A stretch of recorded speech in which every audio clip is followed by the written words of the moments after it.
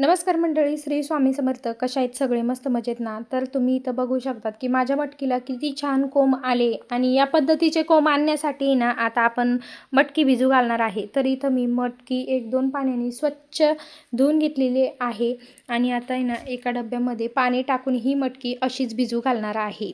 आता ही मटकी भिजवून जर आपण सकाळी टाकली तर रात्रीपर्यंत अशीच राहू द्यायची आणि दुसऱ्या दिवशी सकाळी स्वच्छ पाण्याने धुवून एक पुरणाच्या चाळणीमध्ये ही मटकी टाकून घ्यायची. मटकी टाकल्यावरती ना कमीत कमी 10 मिनटं त्या मटकीला तसंच सुकू द्यायचं, म्हणजे त्याच्यामधलं जे पाणी आहे ना तर ते एकदम कोरडं होऊ द्यायचं. तुम्ही ती मटकी फॅनखालीसुद्धा ठेवू शकतात, पण मी अशा पद्धतीने चाळून घेतलं ना तर त्याच्यामधलं सगळं पाणी खाली पडलं आणि ना मटकी अशा पद्धतीने जर भिजू घातली ना तर त्याचा वासही येत नाही आणि खायलाही खूप छान लागते.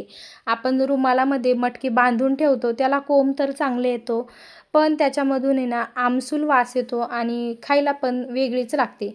आता ही मटकी ना अशी तुम्ही 1 ते 2 दिवस पण ठेवली ना तरी या मटकीमधून वास येणार नाही, कारण याच्यामधलं पाणी ना स्वच्छ, म्हणजे सगळं पाणी खाली निथरून गेलं ना त्याच्यामुळे ना त्याचा वास येत नाही. आता ही मटकी मी अशीच खाली एक डब्बा ठेवला आहे. आता वरून त्याच्यावरती झाकण ठेवून ही मटकी एका दिवसासाठी तशीच ठेवणार आहे आणि नंतर तुम्ही पाहू शकतात की या मटकीला किती छान पद्धतीने कोंब येतात. तर फक्त एका दिवसामध्ये पाहू शकता तिथं मटकीला किती छान कोंब आले. मी पण एकदा ना या पद्धतीने नक्कीच मटकी भिजू घालून बघा, तुम्हाला पण छान रिझल्ट मिळेल.